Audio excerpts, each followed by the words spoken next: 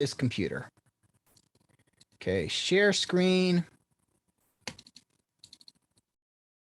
Okay. So let's do is permutation. Public static E is permutation.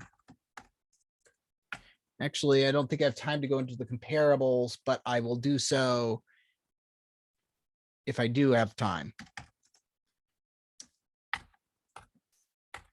List of E. I'm going to call it list A, capital A, list E, B, permutation. Sorry, And Professor, is there any way that you can make like the text bigger? there is, and I will, please. Thank you.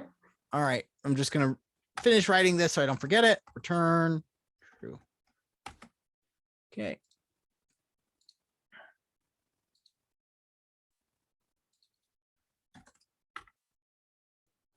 Yeah, the issue with using a giant screen, right? So let's go ahead and up to 30. Let's up it by 50%.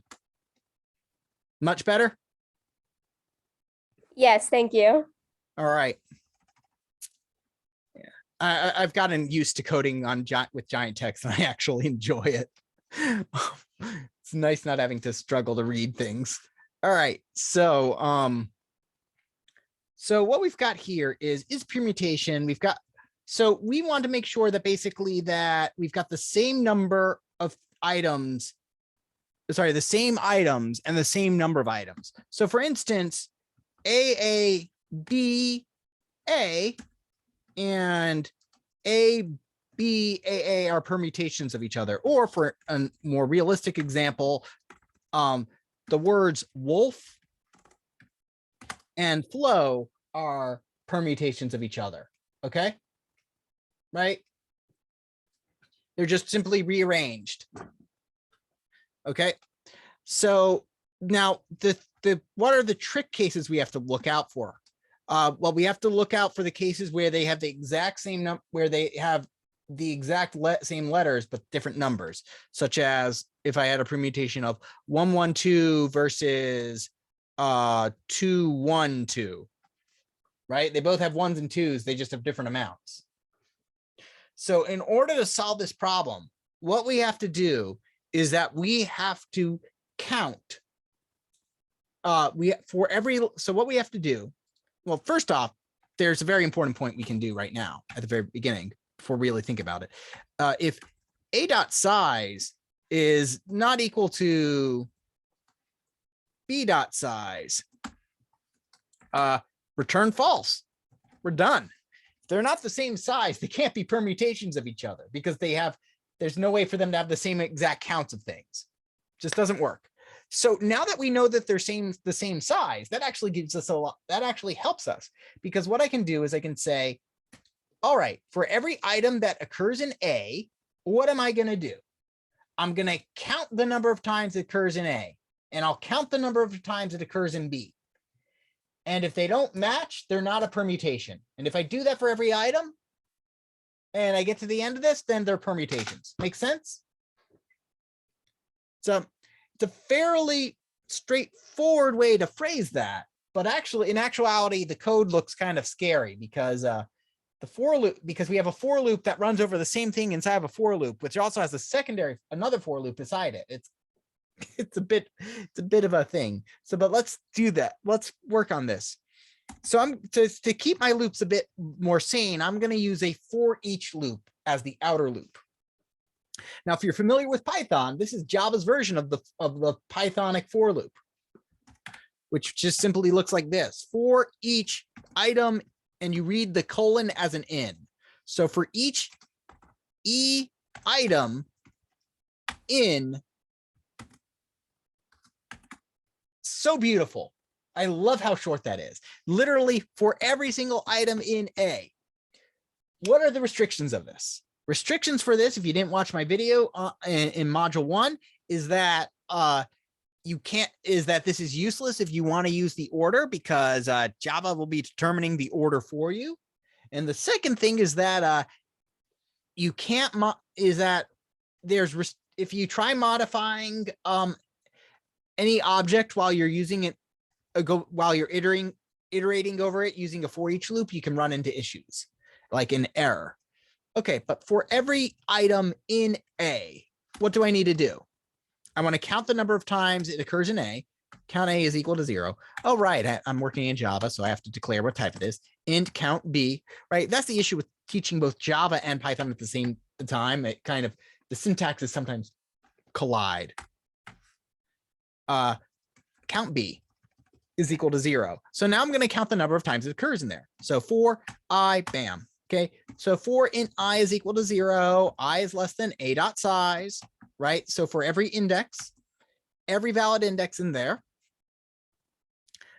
if a dot get I, if I get the ith item and it equals our item, and I'll just use dot equals.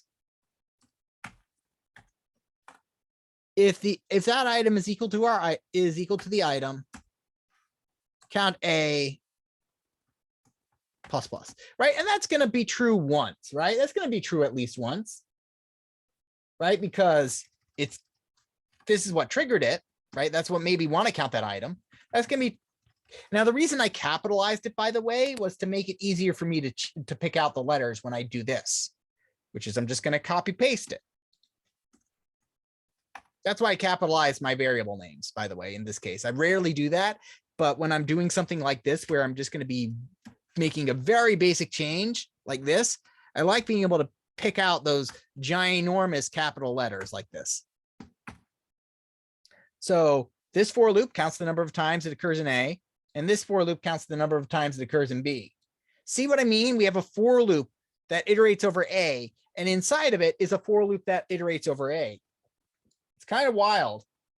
It says it's never accessed these items. So, oh well, let's see what goes on. Yeah, I could replace it with an enhanced for. You know what? I'm not gonna, because that would get. Okay, so now I've counted the number of times it occurred in A, the number of times it occurred in B. If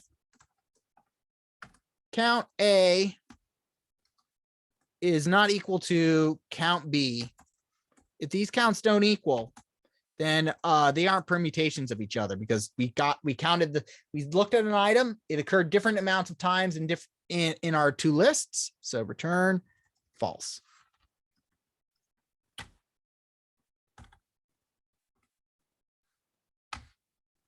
And it didn't actually take us all that long line. I mean, it took us okay. Took us a number of lines, but I mean, it's not like terrible length. It took us about 20 lines of code to do with some white space added in. And it looks big. It looks really big because of how big I set up the font, but hey, it's not too bad, right? Especially since I copy pasted this, right? I could condense this since I know they're the same size and say, hey, I could throw this. I could ostensibly make it shorter by throwing this guy into there, right? But it just seemed weird to me to do that. So, all right. Now I have 5 minutes remaining. So what is a shorter way I can do this? Well, there's only one shorter way I can do this in terms of writing this. I can make it more efficient once we learn about hash maps or in other words, dictionaries in Python. But I can't really do that here yet. The code would be just about as long.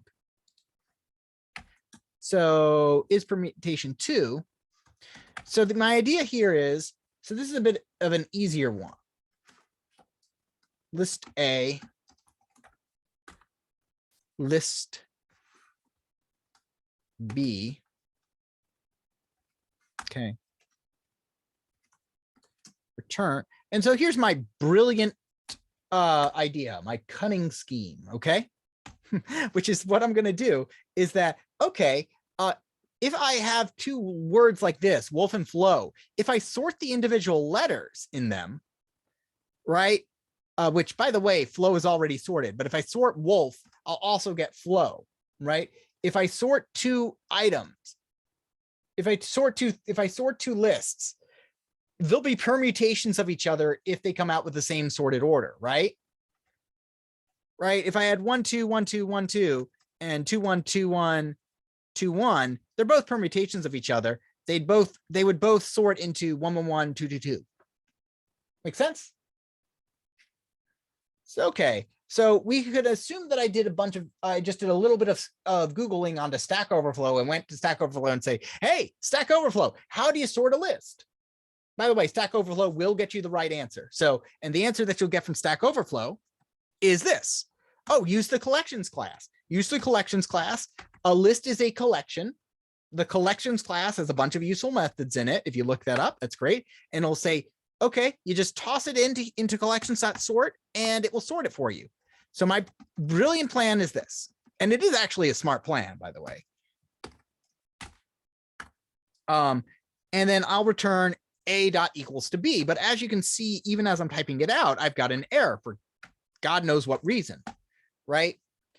And the reason it is here is that I highlighted and it says, it's really tiny to see. It says required type, list T, required type, sorry, provided, list E.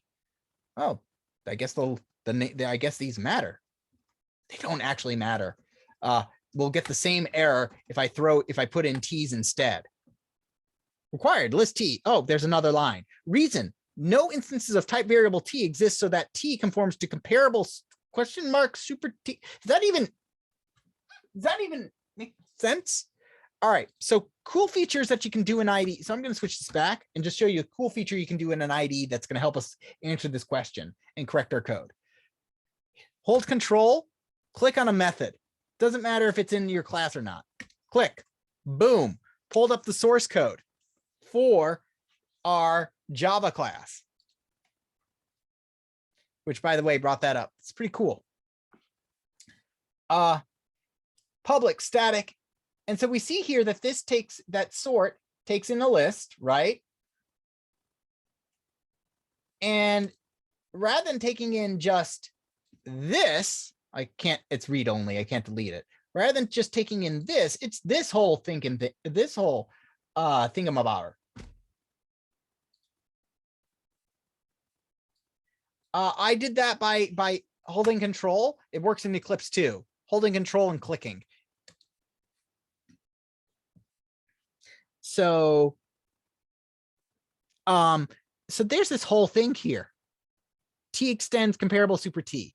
So what it's saying is that in essence is that it's saying I'm only going to accept T's. I'm only going to accept a type that is comparable. Ignore this for right now. Ignore this. It's only going to accept T's that are comparable, meaning that we can compare them into one another, meaning that they can be sorted.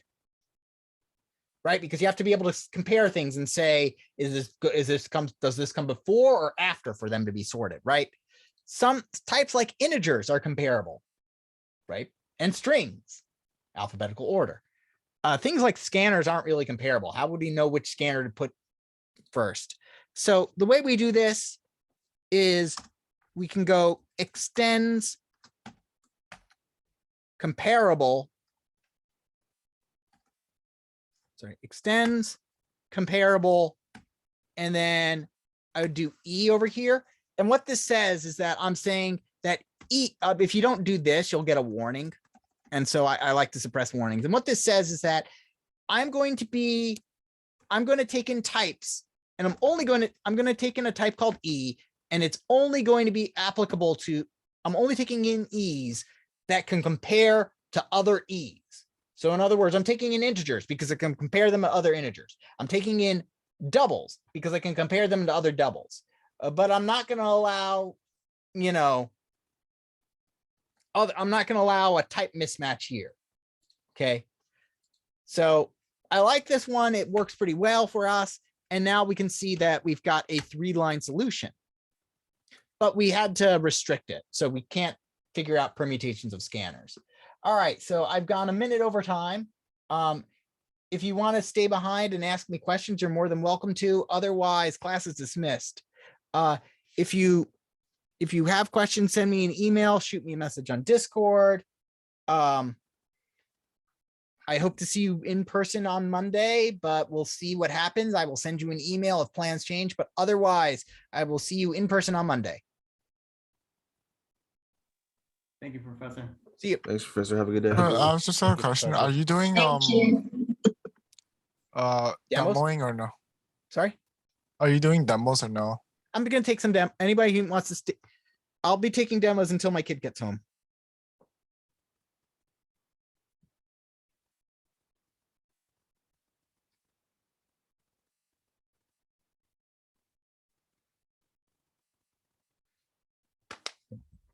So let me stop recording.